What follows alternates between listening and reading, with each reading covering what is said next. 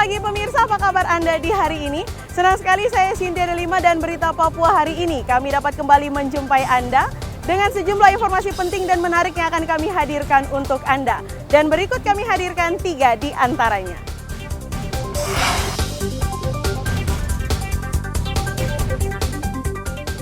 Dua tenaga kesehatan di Sorong Selatan diserang orang tak dikenal.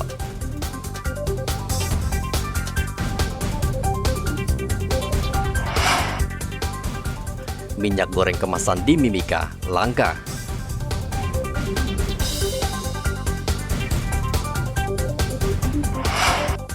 Dua bulan bermasalah, jaringan internet di Merauke kembali normal.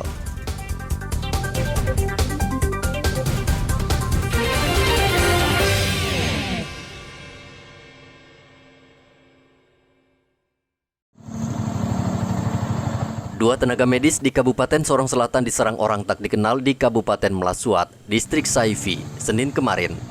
Kedua tenaga kesehatan ini merupakan pegawai kontrak yang bertugas di Puskesmas Saifi. Kedua wanita Hani Ulfia dan Retno Ermawati diserang saat hendak berangkat bekerja menggunakan sepeda motor. Kendaraan korban ditabrak dari arah belakang saat melintas di Kampung Melasuat. Korban terjatuh dan saat itu pula pelaku menganiaya kedua korban dengan senjata tajam di bagian punggung. Korban sempat melawan dan berteriak minta tolong sehingga pelaku langsung tancap gas melarikan diri. Kedua korban dilarikan ke RSUD Skolo Keyem. Kepala Dinas Kesehatan Sorong Selatan Martina Atanay mengutuk keras kejadian tersebut. Martina meminta TNI Polri memberikan jaminan keamanan bagi tenaga kesehatan yang bertugas di daerah terpencil. Kami sangat mengharapkan kepada pihak keamanan, baik itu TNI, Polri, dan pemerintah setempat, tokoh masyarakat, tokoh agama, dan seluruh pihak terkait untuk memberikan rasa aman kepada petugas kami, agar petugas kami yang ada di setiap distrik, agar mereka bisa melaksanakan tugas dan tanggung jawab mereka dengan baik di setiap distrik untuk masyarakat.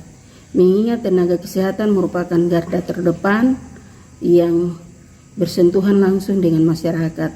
Jadi mereka perlu mendapatkan rasa aman dan rasa aman di seluruh pelosok Kabupaten Sorong Selatan. Tentunya mereka juga merupakan tugas dari pihak keamanan. Tentunya itu merupakan tugas yang harus ditanggung jawab oleh pihak keamanan dan para unsur terkait untuk bertanggung jawab terhadap masalah ini sehingga masalah ini cepat tuntas. Dinas Kesehatan Sorong Selatan meminta seluruh tenaga medis di wilayah tersebut untuk tetap tenang dan tetap melaksanakan tugas melayani masyarakat sesuai sumpah dan janji sebagai nakes. Polisi tengah menyelidiki kasus ini dan saat ini kondisi kedua korban dalam kondisi berangsur pulih, namun mereka mengalami trauma mendalam. Penyerangan tenaga kesehatan di tanah Papua kerap terjadi. Salah satu penyebab adalah keamanan yang minim, sehingga dikhawatirkan dapat mengganggu tugas mereka melayani masyarakat. Topan melaporkan dari Sorong Selatan, Papua Barat. Sebuah mobil minibus menabrak tiang listrik di Jalan Cendrawasih SP2 Mimika Senin kemarin. Pengemudi diduga memacu kendaraan dengan cepat karena kondisi mobil rusak parah. Kecelakaan terjadi sekitar pukul 1 dini hari. Saksi mengatakan mobil melaju dari arah jalan SP3 menuju kota Timika. Saat melintas di jembatan Jalan Cendrawasih SP2, mobil terguling lalu menabrak tiang listrik. Polisi menduga sopir dalam keadaan mabuk berat akibat mengonsumsi minuman keras.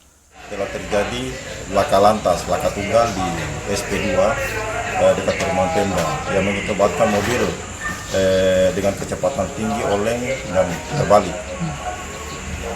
sehingga mobil itu mengalami rusak, dan kami masih menunggu pihak pengemudi dengan yang punya kendaraan untuk menyelesaikan masalah ini. Ya, nanti kami akan mediasi di sini, hanya kan masih tunggu kedua belah pihak untuk kita selesaikan. Untuk kondisi supir sendiri? Kondisi sopir sendiri luka sobek di kepala, tetapi tidak apa-apa. Hanya mungkin nanti kami mediasi tentang kendaraan yang rusak dengan mungkin lampu jalan yang patah, yang rusak di jalan SP2. Ya, sopir dalam keadaan mabuk. Hingga berita ini disusun, pengemudi kendaraan masih berada di rumah sakit karena mengalami luka-luka. Sementara mobil minibus telah dibawa ke Mapolres Mimika. Dari Mimika, Papua, Igobat Momolin melaporkan.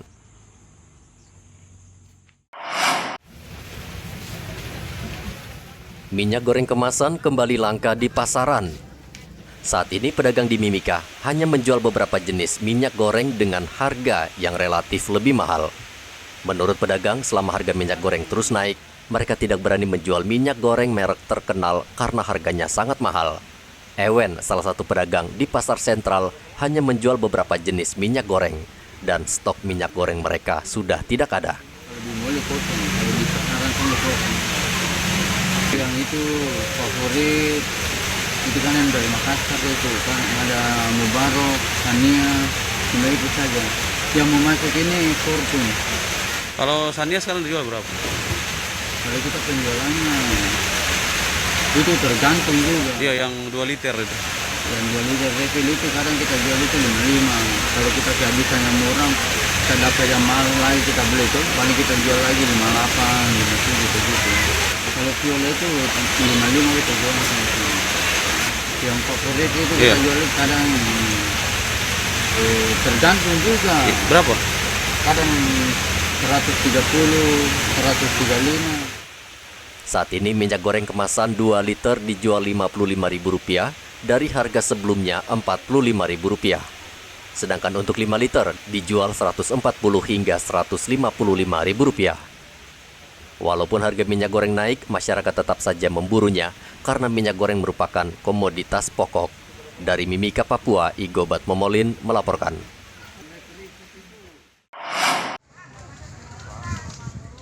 Dua hari terakhir, harga cabai di Pasar Wamanggu, Merauke melonjak. Cabai rawit yang biasa dijual Rp50.000 per kilogram, kini naik menjadi Rp85.000 per kilogram.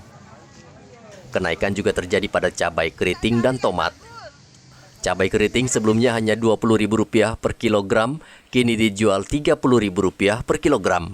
Sementara tomat dari Rp20.000 per kilogram naik menjadi Rp35.000 per kilogram.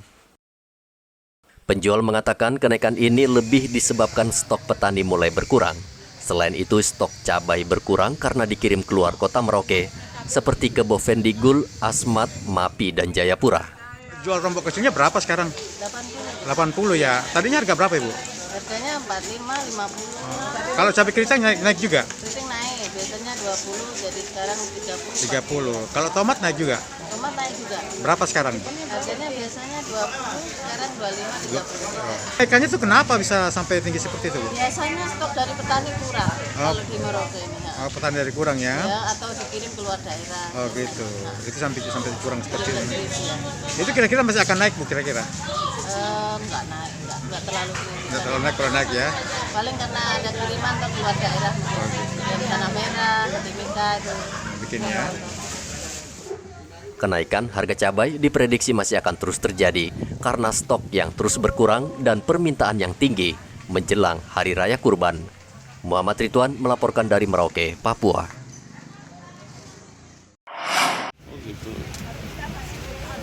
Harga sejumlah bahan pokok di Pasar Sentral Mimika melonjak naik. Pedagang di Pasar Sentral mengatakan harus menaikkan harga gula dan beras karena harga dari distributor tinggi. Beras ukuran 15 kg yang biasa dijual Rp230.000, kini naik menjadi Rp245.000. Sedangkan beras ukuran 5 kg dijual Rp80.000 dari harga sebelumnya Rp70.000. Selain berbagai jenis beras, gula kemasan juga mengalami kenaikan. Gula ukuran 1 kg yang biasa dijual Rp20.000, kini naik menjadi Rp22.000 per kilogram. 227 sekarang itu motor 251. Beras bulan, beras putri salju. Ibu datangkan beras dari mana? Distributor toh. Kan itu distributornya sendiri-sendiri, ini muncul saya ini di SP1 sana di nama itu terus KNP. Beras itu naik 10.000, 5.000 kami.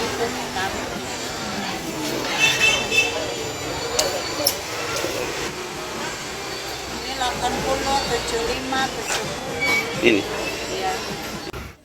Selain beras dan gula, tepung terigu kemasan juga mengalami kenaikan harga. Tepung terigu biasanya dijual Rp8.000 per kilogram, kini naik menjadi Rp11.000 per kilogram. Pedagang berharap sejumlah harga bahan pokok ini dapat kembali normal sehingga tidak merugikan pembeli dan pedagang. Dari Mimika, Papua, Igobat Momolin melaporkan.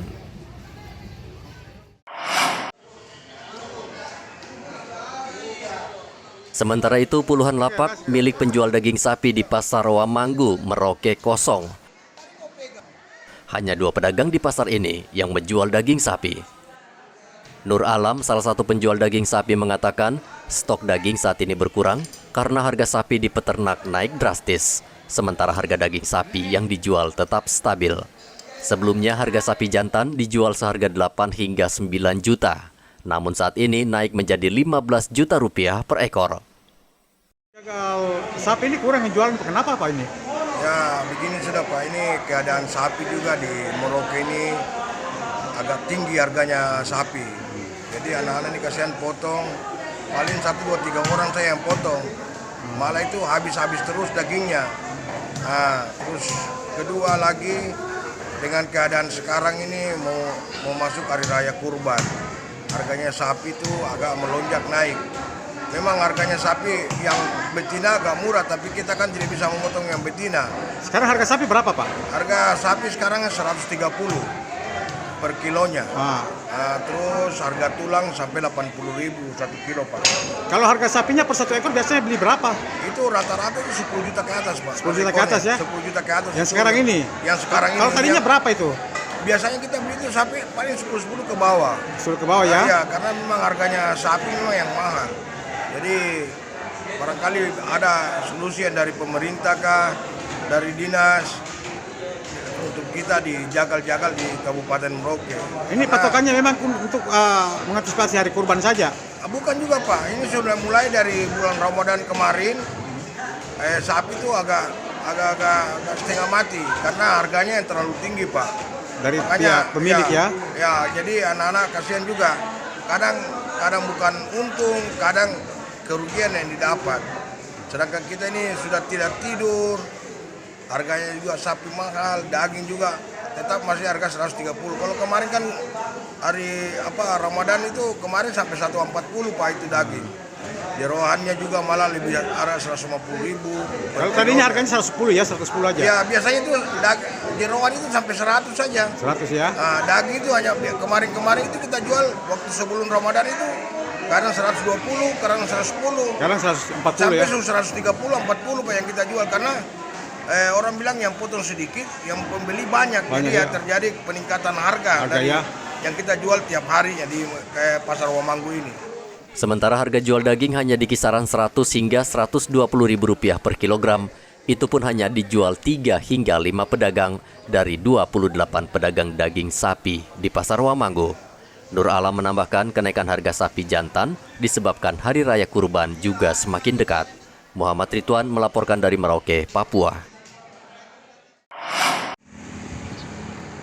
Lebih dari 2 bulan warga Merauke tidak bisa menikmati jaringan internet. Aktivitas warga sangat terganggu karena sulit berkomunikasi serta mendapatkan informasi. Senin kemarin internet kembali berfungsi dan tentu hal ini disambut gembira warga. Beragam tanggapan muncul.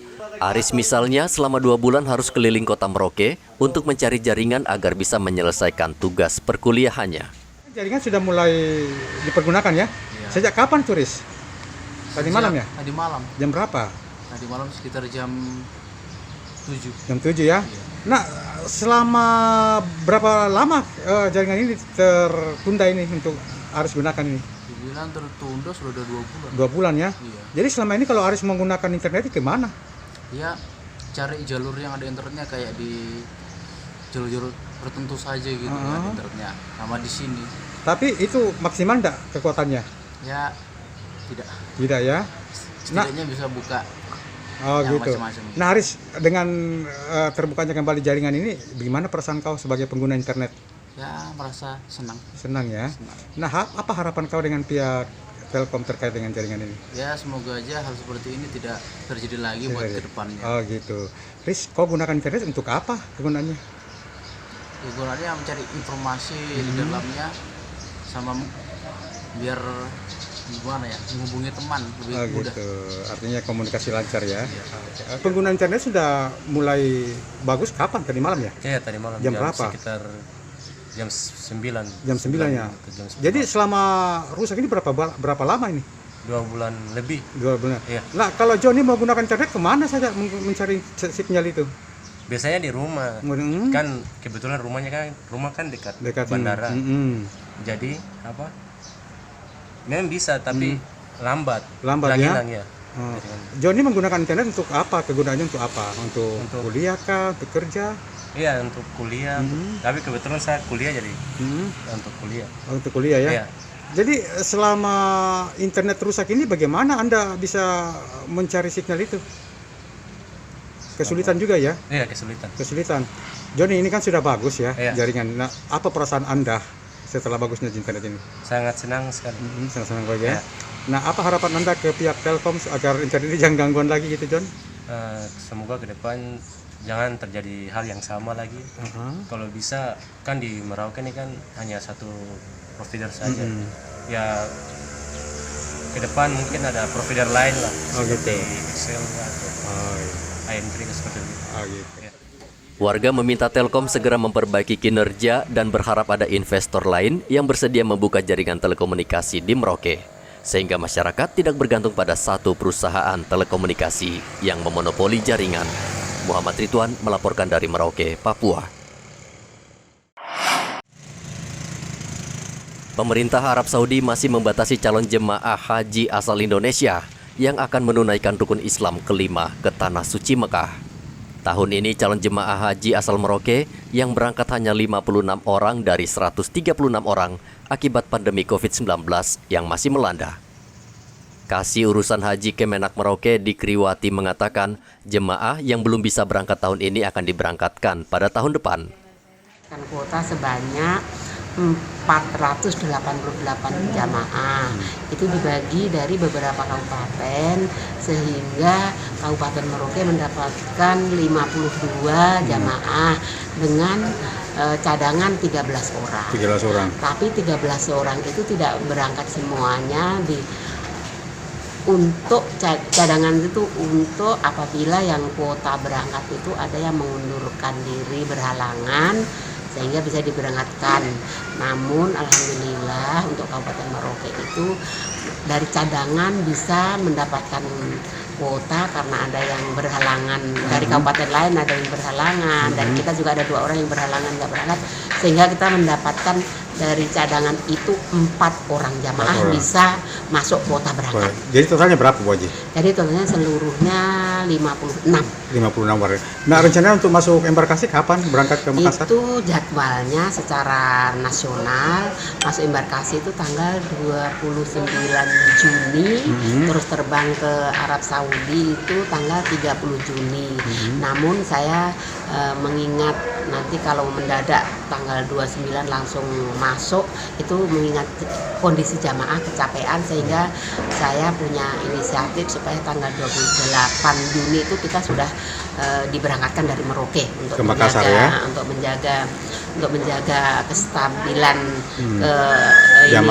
jamaah ini supaya dia punya fisiknya fit, tidak kecapean. Itu tanggal 28 ternyata kita mau diterbangkan ke Makassar. Terus rencana berangkat ke Arab Saudi, Bu Haji? Tanggal 30. Tanggal 30 Juli ya? Malam. Malam ya? Malam. Masuk kloter berapa tuh Bu Haji?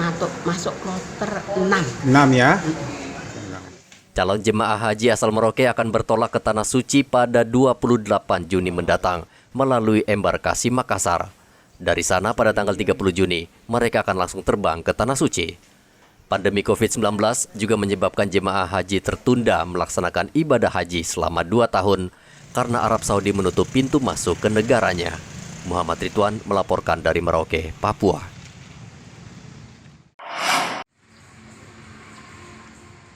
Sejak adanya pelonggaran protokol kesehatan yang diumumkan Presiden Jokowi beberapa waktu lalu, kini warga di Merauke seolah lupa bahwa pandemi COVID-19 masih terjadi. Di jalan-jalan dan tempat tertentu, warga tidak lagi menggunakan masker, mencuci tangan, dan menjaga jarak. Kendati demikian, RSUD Merauke tetap menerapkan prokes ketat bagi pengunjung dan warga yang memasuki rumah sakit. Direktur RSUD Merauke Dr. Mario mengatakan selama belum ada kepastian pelonggaran prokes secara permanen dari pemerintah, pihak rumah sakit tetap memberlakukan pemeriksaan secara ketat terhadap pengunjung. Sampai sejauh ini kami menunggu instruksi dari pemerintah. Apakah ini sudah efektif ini normal atau belum tahu? Sampai saat ini kan belum ada tuh, kita tahu bersama Bapak. Untuk itu kita masih menggunakan prosedur yang lalu semua masuk seperti yang Bapak lihat di depan melalui post screening.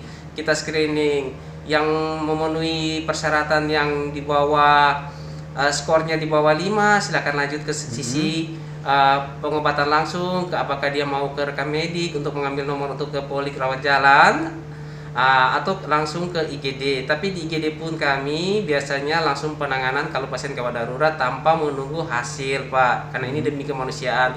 Semua petugas dilengkapi dengan protokol keamanan atau menggunakan APD yang sesuai standar.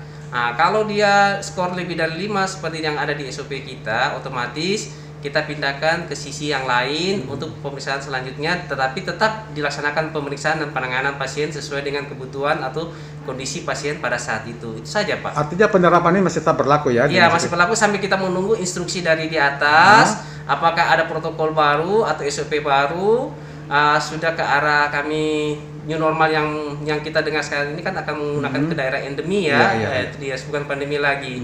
Sampai saat ini kami belum mendapatkan, kami tunggu itu aja, Pak. Untuk pelayanan klinik, Dok, semua terbuka? Pelayanan klinik kami buka, masih menggunakan hari ini, tapi 2 minggu lalu kami sudah rapatkan bersama dengan semua unit terkait, kepala-kepala ruangan, kepala instalasi. Dalam waktu dekat kami sudah merancang persiapan untuk buka pelayanan full dari 1 minggu. Selama ini kami juga melayani, tapi dalam 1 minggu kan biasa 6 hari ya.